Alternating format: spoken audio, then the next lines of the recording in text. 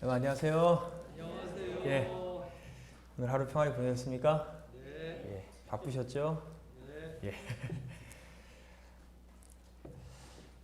자, 머리를 잘랐는데요. 이틀 전에 잘랐습니다. 괜찮나요? 어제 저녁에 제 친구를 한 명 만났는데 제 친구가 그러더라고요. 진수야, 며칠 전에 너 봤을 때 머리를 자르라고 말해주고 싶었는데 오늘 잘라서 보니까 너무 내 마음이 편하다 이런 얘기를 해요. 좀 진작 알려주죠. 제 머리가 굉장히 덥수룩해 했는데 자르니까 뭐 산뜻하고 기분이 좋습니다. 근데 오늘 날씨가 굉장히 추웠는데 왠지 모르게 머리가 좀 덥수룩하게 있을 때는 추위를 좀 덜 느꼈는데 머리를 잘라서 그런가? 라는 생각도 좀 들게 되고요. 오늘 추운 날씨 가운데서도 또 여전히 하나님의 말씀을 사모하셔서 이 자리에 참석하신 모든 분들을 진심으로 환영합니다. 지난 화요 기도의 시간 말씀을 통하여 우린 한 형제에 관한 말씀을 좀 나눴습니다. 같은 날 쌍둥이로 태어나서 같은 부모 아래서 그들이 함께 성장했지만 분명 그들의 운명은 달랐어요. 한 명은 하나님의 기뻐하시는 자라고 불림을 받았지만 다른 한 명은 성경에 망령된 자라는 불리움을 받을 수밖에 없었습니다. 한 명은 하나님의 약속하신 메시아의 조상이 되었지만 또 다른 한 명은 죄악을 저질리는 백성들의 조상이 될 수밖에 없었어요. 그리고 이 에서와 야곱의 너무도 극명한 차이를 만든 것은 그들이 어떠한 큰 죄악을 졌거나 삶의 실패를 크게 지닌 것이 아니라 단순하게 장자권과 행복을 바라보는 관점이 달랐음을 함께 말씀을 나눴던 기억이 있습니다. 에서는 더욱더 많은 재산과 땅을 누려야만 행복했고 그게 그가 추구하는 장자권이었어요. 근데 야곱은 하나님과 교통하는 일 그 하나만으로도 뭐 할 수 있는 사람이요? 행복할 수 있는 사람. 그게 그가 추구하던 장자권이었습니다. 그 차이였어요. 태릉 성도 여러분들이시여, 지난 한 주일의 삶을 좀 행복하게 사셨나요? 네. 오늘 하루의 삶이 행복하셨어요? 네. 왜 행복하셨습니까? 어떤 이유로 지금 행복을 느끼세요? 오늘 하루가 누군가에게는 피곤했겠지만 누군가에게는 실패로 얼룩진 하루였겠지만 누군가는 슬펐고 또 누군가는 아팠지만 그래도 지금 이 시간 우리는 말씀 속에 거하시는 하나님을 만나기 위하여 이 자리에 왔습니다. 우리가 하나님을 만납니다. 그 사실 하나만으로도 우리는 이미 충분히 행복한 자예요.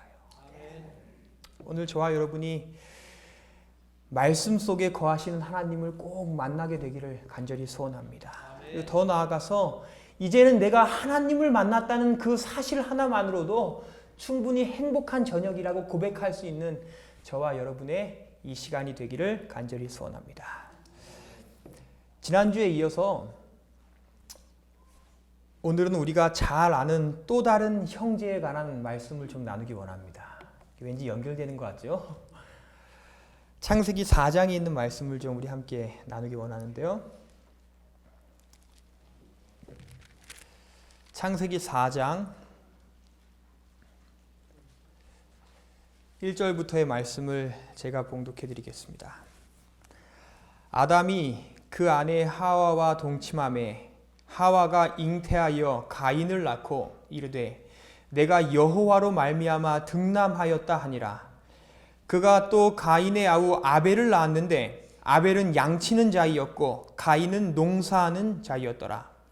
세월이 지난 후에 가인은 땅의 소산으로 제물을 삼아 여호와께 드렸고 아벨은 자기도 양의 첫 새끼와 그 기름으로 드렸더니 여호와께서 아벨과 그 제물은 연락하셨으나 가인과 그 제물은 연락하지 아니하신지라. 여기까지의 말씀입니다. 가인과 아벨은 에서와 야곱만큼 굉장히 잘 알려진 형제입니다. 이 두 형제가 살았던 시기, 에서와 야곱의 시대와 가인과 아벨의 시대는 시기적으로 약 2000년이라는 긴 시간을 가운데 두고 있지만 사실 개인적으로 말씀을 묵상하고 또 연구하면서 이 두 형제는 매우 많은 공통점을 가지고 있는 형제라는 생각을 좀 해보게 됩니다. 첫째 형이었던 가인은 하나님의 거절을 받았고 에서도 마찬가지입니다. 하지만 둘째였던 아벨은 하나님의 간합하심을 받았고 야곱 역시 하나님의 인정을 받았습니다. 첫째 형은 늘 둘째를 시기하여 죽이려고 몸부림쳤습니다. 물론 실제로 가인은 아벨을 죽이는 죄를 범하게 됐어요. 그런 공통점이 있어요. 유대인의 전승에 따르면 가인과 아벨은 나이 차가 나는 평범한 형제가 아니라 에서와 야곱처럼 쌍둥이 형제였다는 기록이 있습니다. 많은 주석가들도 성경의 기록을 증거로 그 전승에 동의합니다. 4장 1절에 하와가 잉태하여 가인을 낳고 2절에서 그가 또 가인의 아우 아벨을 낳았다 기록하는데 그 기록의 히브리 원어적 표현으로는 그가 가인을 낳고 계속하여 아우 아벨을 낳았는데 이런 기록이에요. 그러니까 성경의 일반적인 표현이 누가 잉태하여 아들을 낳고 그런 표현이 일반적이라면 오늘 성경에 기록된 이 표현은 가인을 낳은 다음에 또다시 잉태했다는 표현이 없는 대신 계속해서 아벨을 낳았다고 표현하여 많은 학자들은 가인과 아벨이 쌍둥이라고 이야기합니다. 사실 화이트 부인도 이 두 형제에 대한 아무런 출생에 관한 기록을 남기지 않아요. 그렇게 어쩌면 이 이야기가 더 가능성 있는 이야기일지도 모르겠습니다. 만약 이 사실이 진짜라면 그들 역시 야곱 형제처럼 같은 날 같은 부모 아래서 태어나 같은 교육을 받으며 자랐다는 사실이 동일해요. 그런데도 그들의 삶의 운명 역시 두 형제가 너무나 달랐습니다. 특별히 제가 주목하기 원하는 가장 핵심적인 공통점으로 화이트 부인은 부조화 선지자에서 이런 기록을 남깁니다. 가인과 아벨은 종말 때까지 이 세상에 있을 두 부류의 사람들을 대표한다 이랬어요. 그러니까 오늘 가인과 아벨이라는 이 형제는 단순히 지금으로부터 6,000년 전에 살았던 한 명의 형제에 관한 기록이 아니라 오늘 우리들의 이야기라는 거예요. 야곱과 에서도 단순히 그 당시에 살았던 형제의 이야기가 아니라 서로 다른 행복을 추구하며 살아가는 이 시대의 저와 여러분의 이야기라면 가인과 아벨도 하나님께 연락되는 예배를 드리는 자 혹은 하나님께서 거절하시는 예배를 드리는 자 오늘 이 시대의 저와 여러분의 이야기라는 거예요.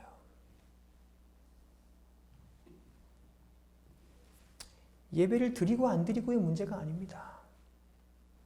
한 주일에도 수없이 많은 예배를 우리가 드리지만 누군가의 예배는 하나님께 드려지는 예배로 동시에 누군가의 예배는 하나님께 드려지지 못하고 하나님께서 오히려 경멸하시는 예배로 남을 수밖에 없다는 사실이에요.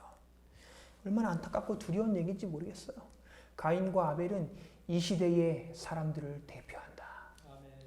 우리가 다 아벨이 아닐 수도 있어요. 우리가 가인일 수도 있어요. 오늘 이 말씀의 교훈을 우리의 마음에 새기지 않으면 우리가 그렇게 피곤하고 바쁜 가운데서도 지키기 위하여 노력하여 드리는 우리의 가정 예배가 하나님께서 경멸하시는 예배일 수도 있다는 얘기입니다. 안식일을 지키기 위하여 직장에서 핍박과 불이익받고 가정에서 눈치 보며 그렇게 교회에 와서 드리는 우리의 안식일 예배가 오늘 이 말씀을 유의하여 지키지 않으면 버려지는 예배가 될 수도 있다는 얘기예요. 20년, 30년 신앙하고 대대로 몇 대에 걸쳐 신앙을 지키며 수없이 많은 예배가 우리의 삶 속에 있었지만 오늘 이 말씀의 교훈을 잊고서 살아왔다면 다 버려진 예배일 수도 있다는 거예요. 그렇게 오늘 본문 말씀 가인과 아벨의 이야기는 우리의 삶에 특별히 지금도 하나님을 예배하고 있는 저와 여러분의 삶에 너무도 중요한 말씀이라 확신하게 됩니다. 그럼 왜 하나님께서 가인의 예배를 받지 않으셨을까요? 왜 하나님께서는 아벨의 예배를 받으셨습니까? 가인과 아벨에 관한 이야기를 나누며 우리는 순종에 대한 이야기, 또 마음속에 있는 고집에 대한 이야기를 자주 나눕니다. 맞습니다. 순종해야 하고 가인처럼 마음속에 고집을 품으면 안 됩니다. 근데 저는 오늘 조금 다른 관점에서 이 말씀을 좀 한번 살펴보길 원하는데요. 저는 그 첫 번째 이유를 2절의 말씀에서 좀 생각해 보게 됩니다. 그가 또 가인의 아우 아벨을 낳았는데 아벨은 양치는 자이었고 가인은 농사하는 자이었더라 그랬어요. 성경 가인과 아벨의 삶의 모습에 대하여 많은 것을 기록하지는 않습니다. 마치 에서와 야곱에 관하여도 많은 것을 기록하지 않은 것처럼 동일한 성경의 저자인 모세는 가인과 아벨의 삶에 관하여 많은 것을 기록하지 않아요. 대신 아벨은 뭐 하는 자요? 양치는 자. 가인은 뭐 하는 자요? 농사하는 자. 이렇게 기록해요. 그들의 직업에 대한 표현이고 하는 일에 대한 표현이에요. 여러분, 농부가 좋습니까? 양치는 목동이 좋습니까? 둘 다 괜찮죠. 맞습니다. 정답을 말씀해 주셨네요. 둘 다 괜찮습니다. 근데 이런 생각을 좀 해봐요. 만약에 가인이 양치는 자였고 아벨이 농사짓는 자였다면 어떻게 됐을까? 그 결과도 반대로 됐을까? 이런 생각을 좀 해봐요. 사람은 똑같아요. 가인과 아벨. 근데 가인이 양을 쳤고 아벨이 농사를 지었다면 이야기 결말이 어떻게 됐을까요? 바뀌었을까요? 동일했을까요? 동일했을 것 같네요. 예.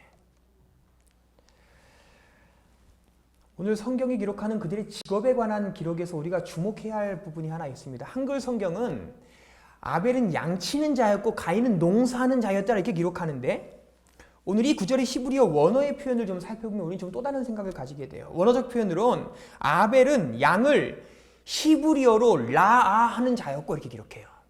가인은 땅을 히브리어로 아바드 하는 자였다 이렇게 기록합니다. 동일한 패턴이에요. 양을 라아하고 땅을 아바드하고 동일한 패턴이에요. 근데 그 단어가 다릅니다. 이 아벨이 양을 쳤다는 표현에 사용된 히브리어 라라는 단어는 말 그대로 다스리다, 양육하다라는 단어예요. 아벨은 말 그대로 양을 다스리고 양을 양육한 사람이었습니다. 근데 가인의 직업을 나타낼 때 사용된 아바드라는 단어는 좀 달라요. 아바드는 다스리거나 양육하거나 경작했다는 표현을 넘어서서 섬기다라는 표현이에요. 성경 또 다른 곳에서는 경배하다라는 단어로 사용된 표현입니다. 그러니까 가인은 단순히 땅을 경작하고 농사 짓는다는 의미를 넘어서서 땅을 뭐 하는 사람이었어요? 섬기는 사람. 땅을 경배하는 사람이었어요. 이거 굉장한 차이입니다. 그러니 이 4장 2절의 말씀은 단순히 아벨이 가졌던 직업, 가인이 가졌던 직업에 대한 표현이 아니라 그것을 넘어선 그들의 삶의 본질에 관한 이야기라는 거예요.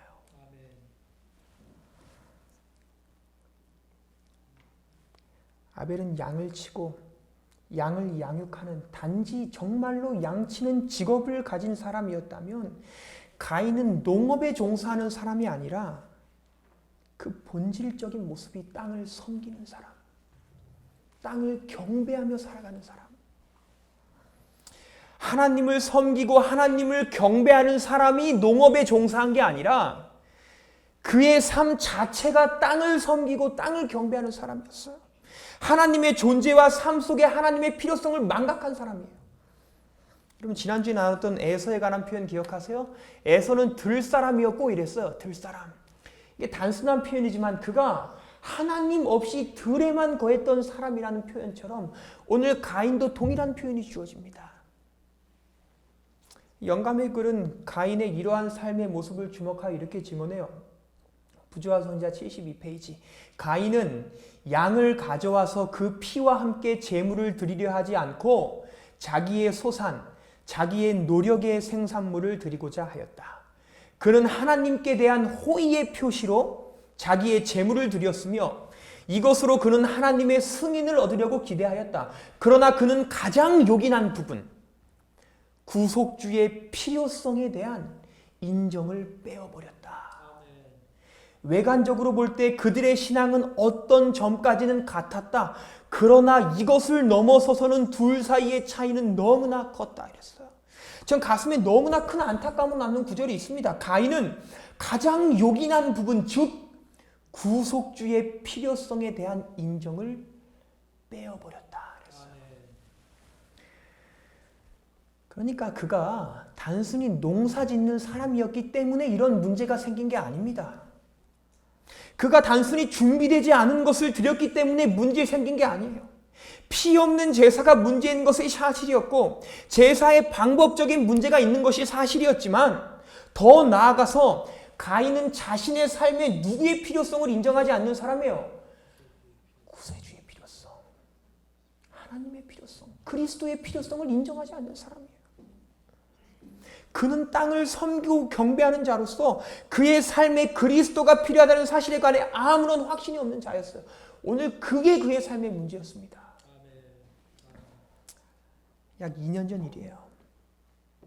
이 이야기를 몇 주 전에 청소년 예배 때 청년들과 함께 나눈 적이 있는데 작년 예배에는 나눈 기억이 없게 한번 나눕니다. 집에 있는데 장모님께서 전화를 주셨어요.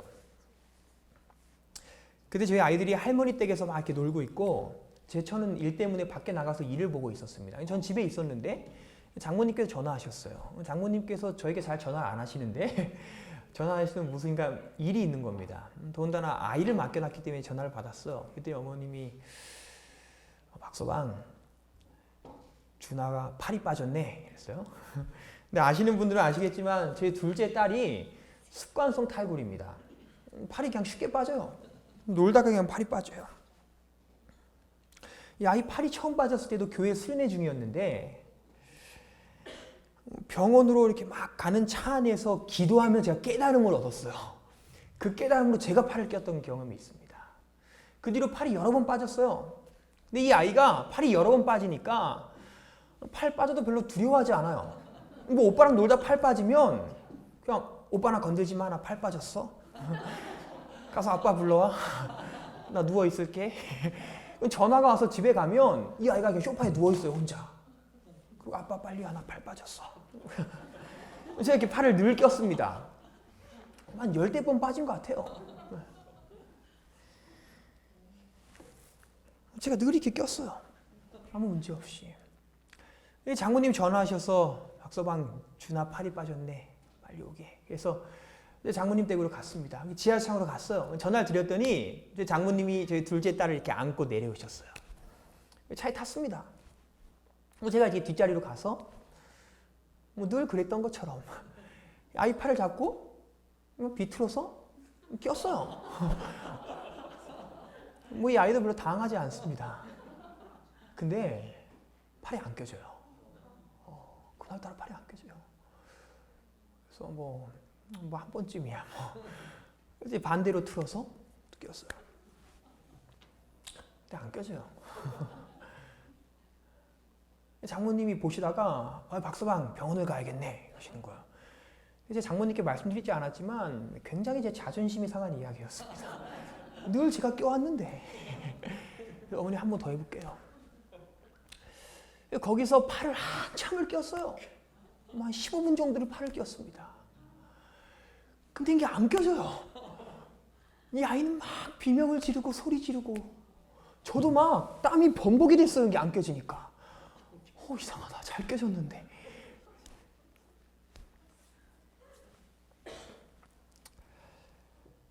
그래서 하다 못해.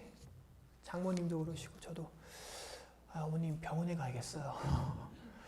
오늘 좀 안 되네요. 이제 컨디션이 안 좋은가 봐요.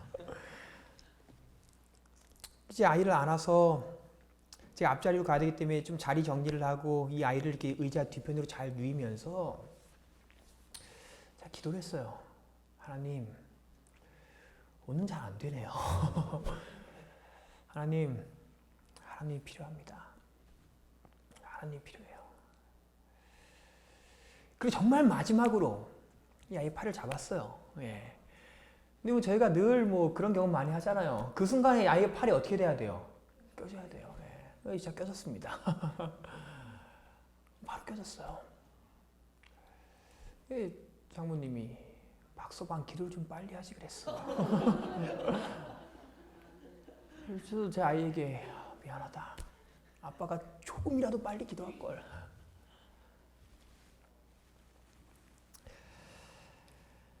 다른 거 아니에요. 하나님 필요합니다. 하나님 필요해요. 그 기도. 지금부터 그 뒤로도 팔이 한 4-5번 빠졌습니다. 근데 섣불리 제가 다 갈 수가 없어요. 그때 경험 때문에. 근데 늘 제가 뭐 하냐면 하나님 필요합니다. 제가 아직 해보지도 않았어요. 하나님 필요합니다. 그리고 기도하면 늘 한 번에 껴져요. 단 한 번은 실패하지 않았습니다. 아직까지는요.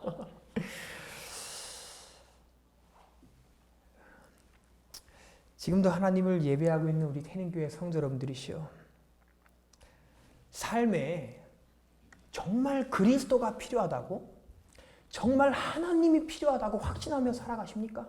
아멘. 내가 계획하는 일이, 내가 이루기 원하는 일이 정말 내 손이 아니라, 내 노력이 아니라 예수님 손에 달려있다고 여러분 좀 확신하세요? 사실 그게 예배예요. 그게 제사예요. 나에게 누가 반드시 필요하다는 걸 고백하는 거예요. 하나님이, 그리스도가 필요하다는 걸 고백하는 게 예배입니다. 아침에 드리는 가정 예배가 밥 먹기 전에 가족들 모아서 찬미 부르고 기도하고 기도력 읽는 게 가정 예배가 아니라, 아침에 가족들 함께 모아놓고 오늘 우리가 살아갈 하루의 삶이 누가 없이는요, 하나님 없이는 결코 살아갈 수 없다고 고백하는 시간이, 그게 가정 예배예요.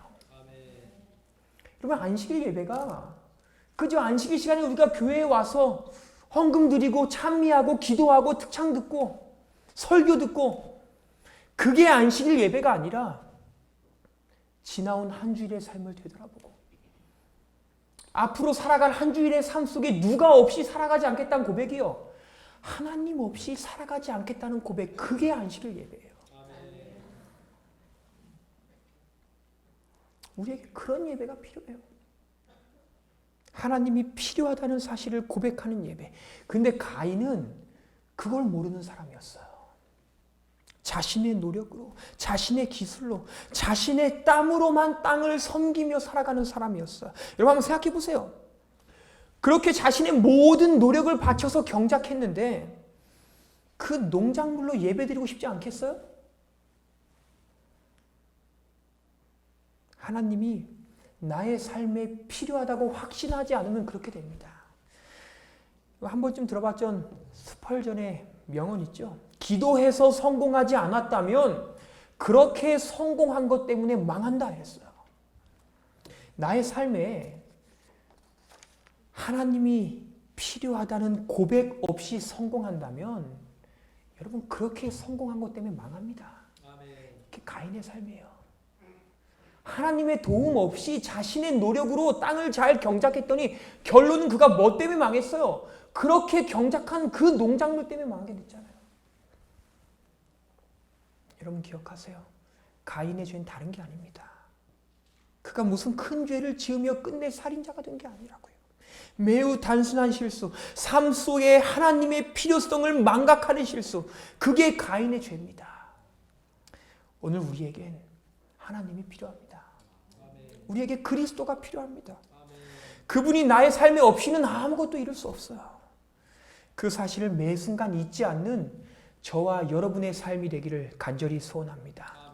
특별히 이 태능 성전에서 드려지는 우리의 예배가 하나님께서 경멸하시는 예배, 하나님께서 거절하시는 예배가 되지 않기를 간절히 소원합니다. 이 교회에 더 좋은 일꾼이나 더 훌륭한 지도자가 필요한 것이 아니라 누가 필요함을요? 하나님이 필요함을. 그것을 우리가 고백하고 확신할 수 있는 우리의 예배가 되기를 간절히 소원합니다. 4절의 말씀입니다. 아벨은 자기도 양의 첫 새끼와 그 기름으로 드렸더니 여호와께서 아벨과 그 제물은 연락하셨으나 이랬어요. 이 말씀에서 저는 큰 감동을 좀 받습니다. 오늘 아벨의 제사가 하나님께 드려지는 제사가 될 수 있었던 특별한 이유 한 가지를 좀 발견하는데, 여호와께서는 아벨과 그 제물은 연락하셨으나 이랬어요. 아벨의 제사가 하나님께 드려진 아름다운 예배가 될 수 있었던 이유는 단순히 아벨의 제사는 제물만을 드리는 예배가 아니었기 때문입니다. 성경은 기록해요. 하나님께서 제물을 받으시기 전에 뭐를 받으셨다고요? 아벨을 받으셨다고 기록합니다. 오늘 아벨의 제사는 단순히 좋은 제물만으로 드려지는 제사이기 전에 아벨은 자신의 삶을 먼저 하나님께 드리는 제사를 드렸어요. 여러분 먼저 기억하세요. 진실된 예배는 자신을 바치는 일이 필요됩니다. 아벨의 제사가 연락된 이유는 제물뿐 아니라 자기 자신을 하나님께 드렸기 때문이에요. 이것에서 조금 더 고민해 보기 원합니다. 자신을 바치는 게 뭘까요? 우리가 자주 이야기하죠. 하나님께 우리를 바쳐야 돼. 사실 전 청년들에게도 그런 설교 자주 합니다. 여러분, 하나님께 여러분의 삶을 바쳐야 돼요. 이게 뭡니까? 하나님께 우리의 삶을 바치는 것이 의미하는 게 뭐예요? 고집 부리지 않는 거요? 열린 마음 갖는 거요? 물론 그럴 수 있습니다. 네, 제가 긴 말씀 드리기 원치 않습니다. 화입부인의 기록 시대의 소망을 읽어드립니다. 예수께서는 당신의 말씀에 감명을 받고 그 말씀을 기쁘게 들었으나 성령께서 내재하시도록 자신을 바치지 않는 자들에게 경고를 주셨다 이랬어요. 그러니까 오늘 화입부인의 기록을 보면 자신을 바치는 삶은 성령께서 내재하시는 삶을 살아가는 거예요. 반대로 자신을 바치지 않는 삶은 우리의 삶 속에 누가 거하시는 걸 거절하는 거예요. 성령께서 거하시는 걸 거절하는 삶입니다. 한마디로 성령 충만한 삶이에요. 그게 자신을 바치는 삶입니다. 근데 실물교훈에서 화해부인은 또 다른 말씀을 증언해요. 성령이 사람의 마음속에 역사하게 되고 그 역사를 당사자가 갈망하고 동의하게 될 때 그의 안에는 새로운 품성이 심어지게 된다. 성령의 역사에 순종하는 자는 옛 성질을 깨트리고 말씀을 받을 뿐 아니라 말씀의 원칙을 실천하는 자다. 그랬어요. 그러니까 오늘 성령이 삶 속에 내재하는 삶은 단순히 말씀을 기뻐하는 삶을 넘어서서 그 말씀대로 뭐하는 삶이요? 살아가는 삶. 결론적으로 오늘 자신을 바치는 삶은 말씀대로 살아가는 삶입니다. 오늘 하나님께 자신을 드리는 삶은 말씀대로 살아가는 삶이에요. 우리의 예배가 아벨처럼 하나님께 드려진 예배가 되길 원하신다면 우리는 하나님께 헌물을 바치고 시간을 바치고 동시에 자신을 바치는 일, 예배를 통하여 깨닫는 말씀의 깨달음대로 살아가는 일이 우리에게 필요하다는 사실이에요. 사실 이 말씀을 묵상하며 제 자신도 참 많이 회개하게 됩니다. 그동안 셀 수 없이 수없이 많은 예배를 드리며 살아왔지만 어떤 경우에 있어서는 그 예배 가운데 들었던 말씀이 뭔지조차 기억나지 않아요. 어떤 경우에는 너무나 안타깝게도 그 예배 가운데 제가 전했던 말씀이 뭔지도 생생히 기억나지 않아요. 하나님께 얼마나 회개했는지 몰라요. 사랑하는 태닝교회 성도 여러분들이시여, 오늘 우리의 삶에 필요한 건 말씀 때문에 생기는 뜨거움을 넘어서서 말씀대로 살아가는 삶입니다. 그게 아벨의 삶이에요. 말씀이 삶에 새겨지는 삶. 그게 오늘 저와 여러분의 삶이 되어야만 합니다. 사랑하는 태닝교회 성도 여러분들이시여, 이 태닝 성전에서 드려지는 우리의 예배가 살아있는 예배가 되기를 간절히 소원합니다. 가인의 예배처럼 모양은 있지만 능력은 없는 예배가 되지 않기를 간절히 소원해요. 아벨 제사처럼 살아있는 예배. 그리고 살아있는 예배를 만드는 것은 단순히 설교자가 아닙니다. 여러분 꼭 기억하셔야 돼요. 살아있는 예배를 만드는 건 설교자가 아니에요. 물론 기도하며 말씀을 준비하는 설교자, 진심으로 준비하는 기도자가 필요되는 건 사실이지만 살아있는 예배를 만드는 건 말씀 그대로 살아가기로 결심하는 우리 모두가 만들어간다는 사실을 저와 여러분이 잊지 않게 되기를 간절히 소원합니다. 다시 한번 이 예배가 하나님께 드려지는 살아있는 예배가 되기를 간절히 소원합니다. 히브리서 11장은 이렇게 기록해요. 믿음으로 아벨은 가인보다 더 나은 제사를 하나님께 드림으로 의로운 자라 하시는 증거를 얻었으니 하나님이 그 예물에 대하여 증거하심이라. 저가 죽었으나 그 믿음으로써 오히려 말하느니라. 아멘. 오늘 저와 여러분의 삶이 이러한 삶이 되기를 간절히 소원합니다. 하나님께 드리는 그 예배, 우리 삶의 모습, 우리 마음속에 있는 믿음으로 하나님을 증거하는 삶, 오늘 우리의 삶이 되기를 간절히 소원합니다. 오늘 함께 두 가지를 나눴는데요. 가인은 먼저 단순히 농사 짓는 자가 아니라 땅을 뭐 하는 자요? 섬기는 자, 땅을 경배하는 자.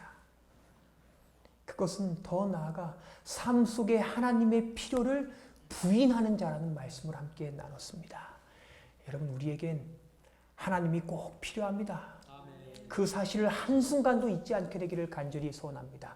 특별히 우리의 가정에서 드리는 가정 예배 속에서, 이 성전에서 드려지는 예배 가운데에 하나님의 필요성을 꼭 확신하는 우리의 예배가 되기를 간절히 소원합니다. 두 번째로 아벨의 제사는 제물뿐 아니라 자신을 스스로를 하나님께 바치는 예배라는 말씀을 나눴습니다. 하나님께 우리를 바치는 예배자가 되기를 간절히 소원합니다. 그리고 그것은 성령이 내재하시는 삶, 더 나아가 뭐를 순종하는 삶이요? 말씀을 그대로 순종하는 삶임을 기억하는 저와 여러분의 삶이 되기를 간절히 소원합니다. 그래서 우리가 에서가 아니라 야곱처럼 살아가야 하는 것처럼 이 시간 우리의 모두의 삶이 가인의 삶이 아니라 아벨의 삶이 되기를 간절히 바랍니다. 오늘도 우리가 그렇게 하나님을 예배하기를 간절히 소원하며 오늘 말씀을 줄이겠습니다.